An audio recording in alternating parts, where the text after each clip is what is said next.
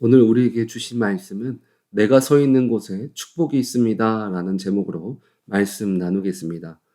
어제는 포로로 잡혀간 이스라엘 백성들에게 주신 말씀이었다면 오늘은 바벨론에 있는 유다 백성들에게 현재 유다 본토에 남아있는 유다 백성들에 관하여 주신 말씀입니다.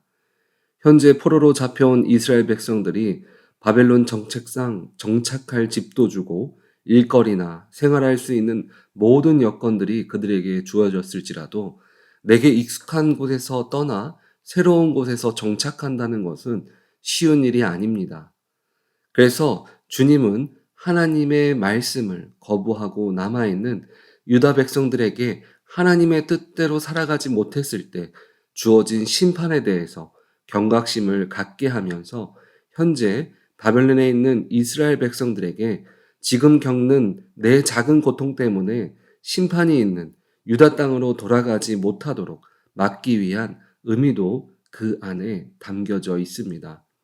주님의 말씀에 순종하지 못한 사람들의 심판은 17절을 보면 만군의 여호와께서 이와 같이 말씀하시되 보라 내가 칼과 기근과 전염병을 그들에게 보내어 그들에게 상하여 먹을 수 없는 몹쓸 무화과 같게 하겠고. 하나님께서 왜 바벨론에 있는 이스라엘 백성들에게 남은 자들의 심판의 모습을 보여주시면서 마음을 다잡게 하셨을까요? 그것은 현재 바벨론에 있는 거짓 선지자들 때문입니다. 바벨론에 적응을 못하는 이스라엘 사람들에게 거짓된 선지자들은 너희는 70년을 꽉 채우지 않고 본국으로 돌아갈 것이라는 거짓된 예언들이 희망처럼 그들의 마음을 움직이게 했기 때문입니다. 하나님과 가까이 하지 못하도록 유혹하는 사단은 하나님의 일하심 속에도 있다는 것을 우리는 오늘 본문을 통해서 알 수 있습니다. 비록 우리가 하나님의 뜻을 따라 살아갈지라도 명심해야 할 것은 주님과 더 가까이 할수록 우리는 늘 깨어 있어야 한다는 것입니다.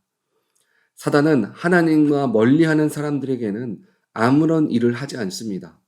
왜냐하면 사단이 일하지 않아도 그 사람은 어차피 믿지 않기 때문에 지옥에 갈 수밖에 없기 때문입니다. 반면에 하나님과 친밀함을 갖기 위해서 항상 노력하는 사람들에게는 우리를 넘어뜨리기 위해서 오는 사자와 같이 항상 주위를 맴돌고 있습니다.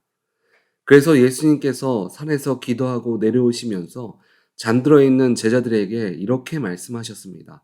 마태복음 26장 41절을 보면 시험에 들지 않게 깨어 기도하라. 마음에는 원이로되 육신이 약하도다 하시고. 지금 이스라엘 백성들의 상태는 이전의 제약된 모습을 내려놓고 바벨론에서 70년이라는 시간을 통해서 주님 안에서 새롭게 되기 위한 시작의 단계를 지나고 있습니다. 그런 그들에게 하나님의 심판은 그들을 주님 안에서 흔들리지 않는 믿음을 주기 위함입니다. 18절을 보면 내가 칼과 기근과 전염병으로 그들을 뒤따르게 하며 그들을 세계 여러 나라 가운데 흩어 학대를 당하게 할 것이며 내가 그들을 쫓아낸 나라들 가운데 저주와 경악과 조소와 수모의 대상이 되게 하리라. 신앙생활을 오래 하다 보면 우리가 조심해야 할 것 중에 하나가 익숙한 것에 벗어나는 것입니다. 내가 걸었던 길이기 때문에 내가 늘 드렸던 예배이기 때문에 그것이 마치 하나님의 뜻이라고 생각하는 경우들이 있습니다. 지금 본토에 남아있는 이스라엘 백성들이 그랬습니다. 나의 선택은 믿음을 지키기 위해 옳은 선택이었고 예레미야라는 선지자의 말을 듣고 이전의 모습에서 벗어난 너희들이 잘못된 것이라고 지적하며 아마 그들은 유다 땅에서 하나님의 일하심을 기다리고 있었을 것입니다.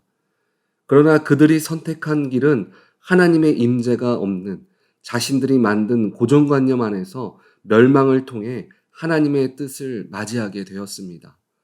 오늘 본문은 자신들의 선택이 정말 하나님의 뜻에 따라 가고 있는지 아니면 틀린 길을 가고 있는지 불안해하는 우리들에게 무엇이 진정한 하나님의 축복인지에 대해서 함께 나눠보는 시간을 갖기를 원합니다.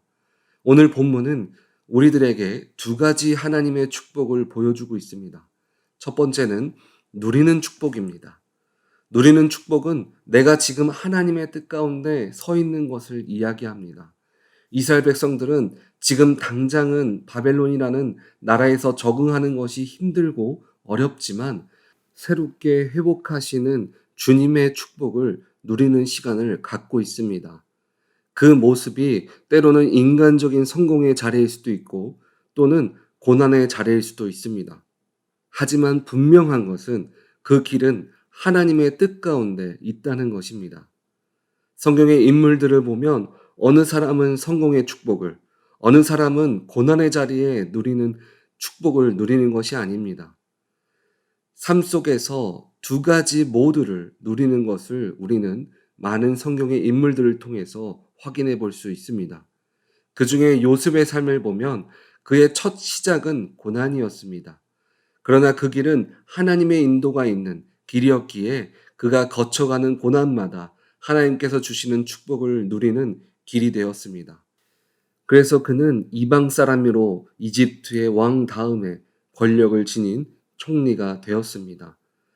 팬데믹이라는 시간을 통해서 많은 분들이 경제적으로, 건강으로 또 힘들고 어려웠지만 주님은 이 시간을 팬데믹이 아니면 생각하지 못했을 온라인 예배를 통해서 은혜를 누리는 축복을 우리에게 부어 주셨습니다. 두 번째는 깨달을 수 있는 축복입니다.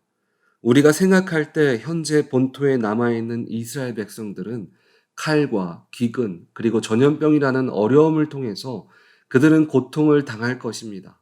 하지만 그 속에서 우리는 하나님의 뜻을 깨닫는 축복을 발견할 수 있습니다. 내가 지금 가는 길이 잘못되었고 하나님의 뜻이 따로 있다는 깨달음을 통해서 올바른 길로 돌아갈 수 있는 축복을 말합니다. 고난은 장차 우리에게 올 축복을 알 수 있는 시간입니다. 그 이유는 우리가 이 시간을 통해서 회복의 길로 돌아설 것이기 때문입니다. 그 시간을 통해서 우리는 주님과 더 깊이 만나는 시간을 갖게 될 것입니다. 사도 바울이 예수님을 처음 만났을 때 그가 처음 경험한 것은 눈이 보이지 않는 것이었습니다. 그는 예수님과 반대되는 삶을 살았습니다. 복음을 전하기보다 오히려 믿는 자를 더 핍박하고 죽이기까지 했습니다. 그런 그가 앞이 보이지 않는 사건을 통해서 얻은 것은 내가 핍박했던 예수가 하나님의 아들이라는 것을 깨닫는 것이었습니다. 당대 최고의 의인이라고 말했던 욥이 자신에게 일어났던 모든 일들을 돌아보면서 하나님께 이렇게 고백했습니다.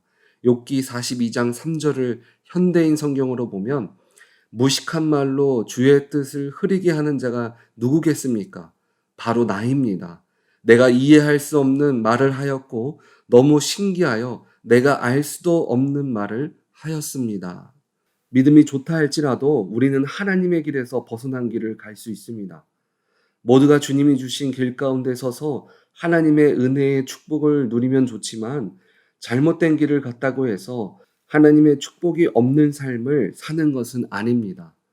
하나님은 성공과 실패라고 말하는 모든 상황 속에서 우리들을 축복하고 계심을 믿으시기 바랍니다.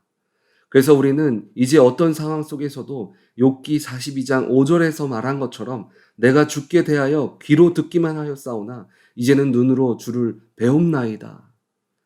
하나님의 축복이 눈으로 드러나지는, 눈으로 보여지는 그런 우리 오렌지 한인교회 성도님들이 다 되어지시기를 주님의 이름으로 축원드립니다. 아멘.